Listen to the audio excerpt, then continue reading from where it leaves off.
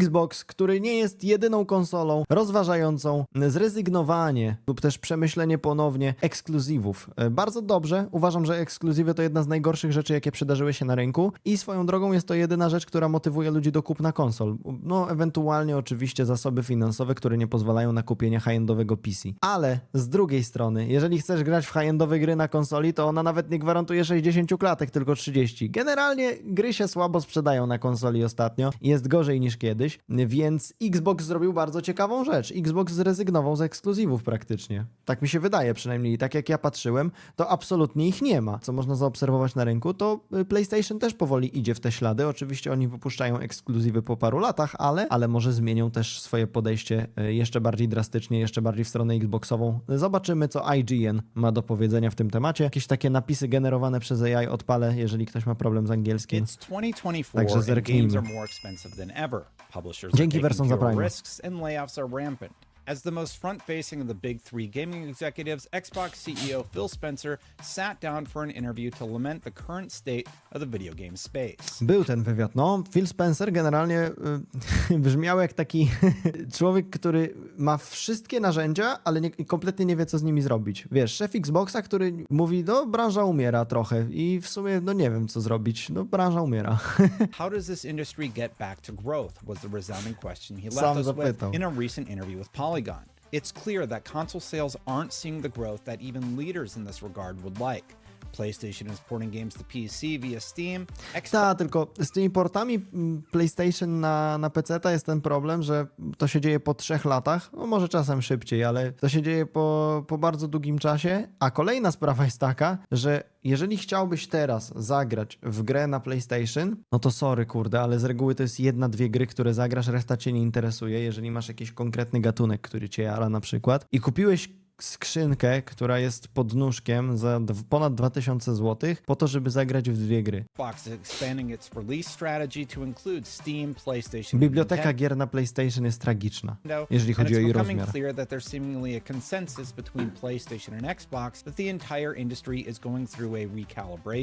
Starting with console exclusives. The recalibration has been accelerated thanks to a massive wave of layoffs that has roiled the video game industry. Zwolnienia się dzieją We wszędzie. covered the impact those layoffs have on those who create games before and as thousands of I to po pierwsze jest pokłosie tego, że był COVID i podczas COVID-u gry, internet, wszystko wybuchło, co można było robić w domu, w związku z czym zatrudniali więcej ludzi, a gdy COVID się skończył, to trzeba było ich zwolnić, bo w sumie nie mieli co robić. Ale druga sprawa, równie istotna, to po prostu to, że rynek faktycznie growy się psuje i jest bardziej w tendencji spadkowej, jeżeli chodzi o zarobki. Przynajmniej jeśli chodzi o te duże studia. To hire, it's likely many of the displaced will move on to new industries in the future. The entire industry is resetting to the commercial reality, with some companies realizing they have overexpanded, become unfocused in their strategies, or become overstretched financially. To jest ten efekt, kiedy zatrudniasz 1000 osób, a potem się okazuje, że 500 nie wie, co robić. Jest za dużo osób po prostu. There are two primary culprits for the recent wave of layoffs. COVID is one, according to Michael Pachter. Hot take, który chyba nie będzie tutaj poruszony w żaden sposób, bo chociaż może będzie, nie wiem, zobaczymy, ale Nintendo, gdyby jakimś cudem, to się nigdy nie wydarzy, ale gdyby jakimś cudem stwierdziło, że zaczną wydawać porty na PC z lepszą grafiką, to taka Zelda by się mega sprawdziła na kompie. Z fajną grafą. Wedbush Securities and Dr. Serkan Toto of Kantan highlighted another reason this wave is hitting the industry. High interest rates, slowed down growth, inflation, and overall negative sentiment are clearly weighing on the game industry and gamers alike. As a result, Spencer says it's clear we'll be seeing a shift in the coming years away from console exclusives to mitigate the losses in revenue everyone has. Tak jak mówię, ekskluzywy na konsolę to jest totalne ścierwo. Wszystko powinno być dostępne na wszystko.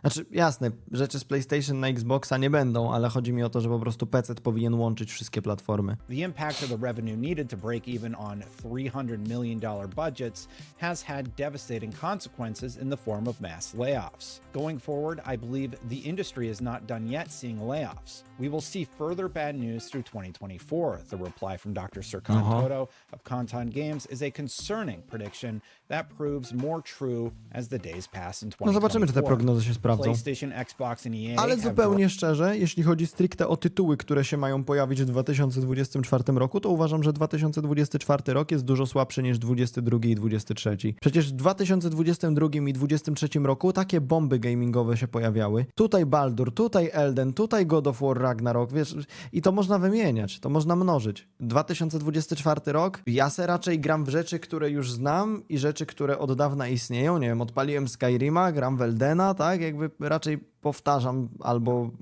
odkrywam rzeczy, które dawno istnieją już, niż gram w coś zupełnie świeżego, bo jest jakiś mega hype na coś. Jedyna rzecz, na którą był hype, to chyba z mojej strony, to było Final Fantasy i ostatecznie nawet tego nie ruszyłem. drastically reduced. Znaczy, dobra, okej, Stellar Blade jest spoko, Elden DLC jest spoko, ale Elden DLC to jest DLC, a Stellar to jeszcze nie wiemy, jaki będzie. Co do Yakuzy, dla mnie Yakuza przegrała edycją Deluxe, która odblokowuje New Game Plusa. Dziękuję, dobranoc. Their staff, making headlines at every major gaming publication.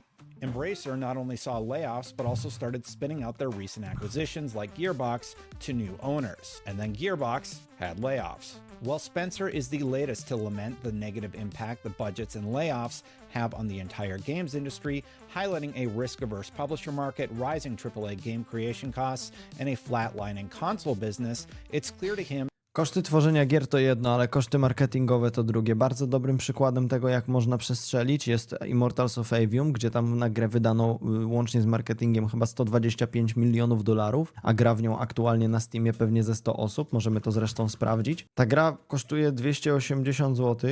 Uwaga. No generalnie śmiem twierdzić, że na streamku jest nas trochę więcej niż gra w tą super AAA produkcję strzelankową, także nie świadczy to zbyt dobrze o tej grze. No i generalnie, wiecie, dobra, w gry to czy gra dużo osób czy mało to jedno, ale chodzi o to, że porównaj to sobie do kosztów tworzenia. 125 milionów? Jezus Maria, ile pieniędzy wyrzucone w błoto, jak można łatwo przestrzelić po pierwsze kosztami produkcji, a po drugie marketingiem, to jest niesamowite. That things need to Tymczasem Palworld, nie? 5 osób czy ileś tam robi. Albo Hollow Knight 10-20 osób. No, widzisz, można. drastically change. PlayStation seems to agree, as they've slashed console sales predictions for 2024 from 25 million to 21 million and highlighted plans to be more aggressive with PlayStation game releases on PC. All of this has an effect on the games industry as we know it, and more specifically, the console business. While PlayStation still champions the value of exclusive releases on its console, they've slowly but surely adopted a more aggressive PC release strategy as well. Tak, idą w kierunku Xboxowym, ale umówmy się, że PlayStation się chyba zagubiło po prostu. Oni albo czekają na to, aż jakieś super tytuły powstaną w przyszłym roku, albo nie wiem, na co oni czekają. To wygląda, jakby oni czekali w ogóle na GTA 6.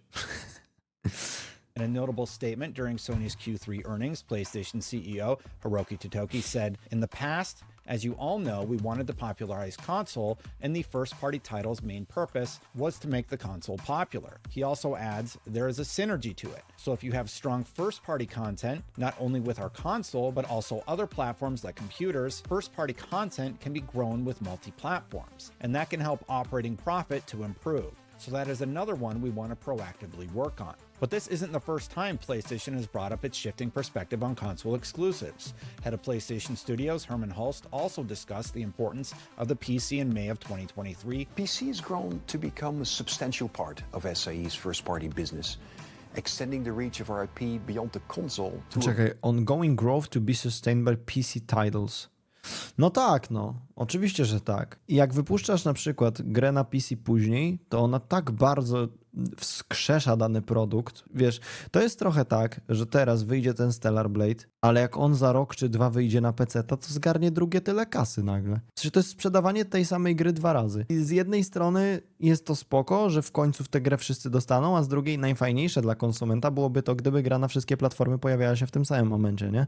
Umówmy się. broader audience of players. Jim Ryan echoed those sentiments on the same call, saying, In fact, already our PC business is a significant profit contributor Parting Roles of Ampere Analytics dives in a bit deeper. Clearly, the macroeconomic backdrop will have contributed to companies looking to streamline their operations, cut their costs, reduce commercial risk, and cut investments. This is inevitable in the current climate, and it's relevant to all industries. He continues to cite wage inflation and increasing costs of game design as reasons many studios have started looking into the safest route forward, which will also mean a more risk-averse market for a few years. One big budget game getting canceled can lead to hundreds of layoffs, according to Pierce. All of these changes will reshape the industry and games we play for years to come. Gamers want more access in more places, and both Xbox and PlayStation are ready to appease that request to meet their ballooning budgets, albeit in Bardzo different dobrze. ways. For Xbox, it's releasing former console exclusives on rival hardware, while PlayStation is ramping up its PC porting business. That could mean fewer console exclusives as hardware sales forecasts are reduced, but more ways to play the games we love. While pure console Ciekawe, ile osób kupi PS5 dzięki GTA 6? Pewnie sporo, ale myślę, że sporo też będzie odrzuconych faktem 30 FPS-ów. A niektórzy będą oczywiście na to oko przymykać, bo to GTA, nie? exclusives still go some way towards driving console sales, more so for Nintendo than others, it has become clear that gamers now expect to be able to play games on a variety of devices, Daniel Ahmad, Nico's director of research and insights, tells us. Even in Japan, where the console has traditionally been dominant and 41% of gamers played a console game in the past year, only 14% of all gamers exclusively play on console, according to our 14% graczy gra tylko na konsoli, stary. To jest strasznie mała liczba. 2023 survey of Japanese gamers. W sensie umówmy się, tak jak 10 lat temu każdy się cieszył jak miał więcej niż 10 FPS-ów w Minecrafcie, to teraz jest dużo łatwiej o chociaż trochę sensowny komputer w nie najgorszej cenie. I w dużą ilość gier da się pograć chociaż na minimalnych. Więc sytuacja się mocno zmieniła. Konsole nie są aż tak atrakcyjne po prostu, dodając do tego niewielką bibliotekę gier, jakby i cenę tych gier, kuźwa, bo gry na PlayStation kosztują co 330 zł nieraz? Absurd. Players getting more Strasznie nieatrakcyjny ten produkt się robi. how to play is amazing news for customers. While porting to PC and mobile isn't a new strategy, it's happening at a much faster rate, and it will have a drastic impact on the console market and how we consume games in the future. Console platform holders have embraced a broader strategy over the past few years and will continue doing so with the aim of reaching gamers on non-console platforms, Ahmad tells IGN. And recent comments from Phil Spencer seem to indicate an incredibly aggressive approach in this respect. Rumors are swirling of an Xbox handheld that will be more open to services like Epic Games having a place on it, and hopefully services like Steam, a strategy that aims to tear down the A propos handheldów, przypomina się od razu, że przecież telefony też robią swoje, nie? W sensie teraz na iPhone'ie możesz grać w Resident Evil 4. To jest powalone, stary. Powalone. Ale można. Niektórzy tak robią. I to też pewnie odbiera jakiś procent rynku. Niewielki, ale pewnie jakiś tak. Now have strategies in place to reach broader audiences with their services, games, and IP. Out of the three companies, Microsoft has been the quickest and most active in evolving its strategy, largely because it has had a more acute need to look for growth beyond its console business. Even Nintendo is branching away, albeit in a different way, through theme parks and movies. No dobra, ale to nie jest żaden ten. W sensie, jasne, to jest pokaz taktyki biznesowej, że nie tylko gry. Natomiast Nintendo jest o tyle specyficzne, że to jest bardziej pokaz tego, jak oni dalej próbują doić ludzi na tej nostalgii i zdzierać tą jedną płytę jeszcze dalej i dalej. Przecież oni nie wymyślili jakiegoś takiego legendarnego IP od dziesiątek lat, nie? W sensie cały czas lecą na tym, co było wymyślone w zeszłym stuleciu i oczywiście im to wychodzi, bo jasne, Mario jest super, Zelda jest super, jasne, to są legendy i wszyscy je kochają, ale kurde, ja mówię, gdyby Nintendo się uśmiechnęło do peceta, mam wrażenie, żeby weszli na jakiś w ogóle nowy level, ale to się nigdy nie wydarzy. This way. Widać po ich You don't need to podejściu. own a Nintendo Switch to go to Universal Studios or watch the upcoming Legend of Zelda live-action movie. And to his point, Toto points out that console sales have remained flat for everyone. Looking back at the last several years, it is easy to see that the Xbox and PlayStation console audience is not growing. The data backs it up. no console, not even the highly successful Nintendo Switch, has managed to surpass the 160 million units the PS2 sold. In over 20 years, the closest was the Nintendo DS, which capped out at around 154 million Gothic units. 1 na Even the Nintendo. Nintendo Switch that everyone points at as the bar for success, which is currently gearing up for a successor, is currently sitting just shy of 140 million units sold. So how will this impact you? If you have poured a purported $300 million into developing Spider-Man 2, it makes sense to invest a comparably modest sum to port it over to the PC to address a bigger Czekaj, audience. to naprawdę tyle kosztowało? Czy to taki przykład jest? 300 milionów? Nie chce mi się wierzyć, że ten Spider-Man tyle kosztował. Czy to już są... Co to są za liczby? And drastically improve the bottom line, Toto says. A win for the customer, in my opinion. There are two main factors driving the expansion to PC and mobile, Ahmad elaborates. The first is the opportunity in terms of audience size and player spending, especially in Asian markets where these platforms are dominant. The second factor is that AAA game development budgets have continued to grow over the past decade, which pushed many publishers to increase the price of console games from $60 to $70. Free-to-play games also need a large and engaged audience to succeed over the long term. Było w which may wycieku be Insomniac, że tyle ich to kosztowało? 300 milionów dolarów?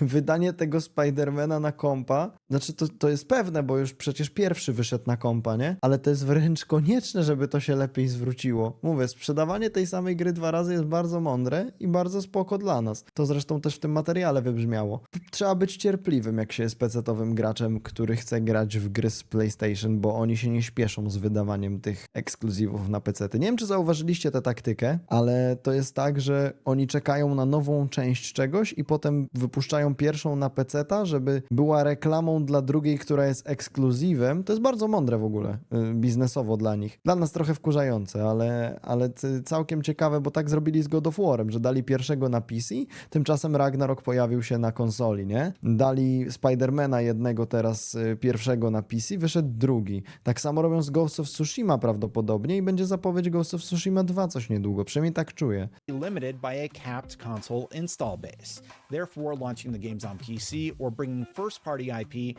to mobile is a way to address these 2 points. Change can be scary for some, but take comfort in knowing that there's still a massive drive for spending on the console, which seems to indicate that console and hardware fans have nothing to worry about. A handheld strategy like the one Xbox is hinting at is a sound one according to Rolls. Hardware-wise, there's a Tak lot zupełnie of szczerze nie widzę jakoś miejsca na handheldy. Chociaż ja chyba źle wyczułem rynek, bo tak jak mi się wydawało, że po PSP już nikt nie chce grać kurde w ten sposób i tak telefony jak już są, to okazało się, że Switch jest strzałem w dziesiątkę, nie? Potem zaczęły wychodzić te ROG, jakieś rzeczy, Steam Decki. Okazało się, że jest w sumie popyt na to. innovation in the console market in recent years focused largely on the handheld sector. I'm expecting that to continue over the next few years. And revenue-wise, there will always be a place for the console. Console represents around 1/3 of total global spend on video game software and services, which shows the opportunity for console platform holders when expanding to mobile and PC. In fact, the contrast is even more pronounced in Asia and MENA, where over 90% of player spending is generated on non-console Steam platforms. Deck najlepiej sprzedającą się rzeczą ze sklepu Steam. Kurde, powiem szczerze, że mimo, że ja nie wychodzę praktycznie z domu, to sam się nad tym zastanawiałem, czy by se w łóżku nie pograć w Dark Soulsy, nie? Kupić sobie Steam Decka. Daniel Ahmad tells us. And Rolls backs him up. None of the companies can afford to exit the console market as a platform holder without significantly reducing their games revenue. So I expect them all to remain committed to the console market for years to come. There is a chance we will have Microsoft and Sony focusing a lot more on handheld and the cloud, especially after how the Steam Deck revealed there is high demand for high-fidelity games on the go, Toto says. For today, Prawda. however, one thing is clear. Change is coming. Change is here. More games and more plays. W bardzo dobrym kierunku idą, że tak powiem, twórcy konsol i firmy odpowiedzialne. Xbox poszedł w rewelacyjnym kierunku, mam wrażenie. W sensie Game Pass jest wybitną rzeczą, jakby nie patrzeć, a pozwala ludziom grać w masę rzeczy i teraz jeszcze ten brak ekskluzywów też robi swoje. PlayStation mam wrażenie, że powoli się budzi, ale to jeszcze trochę zajmie, zanim serio się obudzi. Jeszcze trochę pieniędzy muszą stracić, albo inaczej nie zarobić tych, które mogliby zarobić, żeby się skapnęli, że coś trzeba podziałać i może faktycznie szybciej te gry na PC-ta wypuszczać, chociaż i tak sam fakt tego, że one wychodzą jest spoko. Cóż, jeżeli kiedykolwiek dojdzie do takiego momentu, że ekskluzywy nie będą istnieć i po prostu wszystkie gry będą wychodzić na PC-ta w tym samym momencie, to może się tak stać, że konsole przestaną mieć sens poza byciem skrzynką multimedialną z trochę niższą ceną. Może się tak stać, ale póki co możemy tylko obserwować, jak to wygląda i tak się cieszę, że ekskluzywów jest coraz mniej, bo ekskluzywy po prostu są straszne, zwłaszcza dla graczy PC-towych są obrzydliwe. Ja kupiłem konsolę tylko po to, żeby zagrać Final Fantasy XVI i na tym się praktycznie skończyło. Zagrałem może 2-3 inne gry jeszcze do tego, teraz zagram w Stellar Blade'a, wow, ale przez resztę tego roku prawdopodobnie będzie się stało i kurzyło to PlayStation. Taka prawda.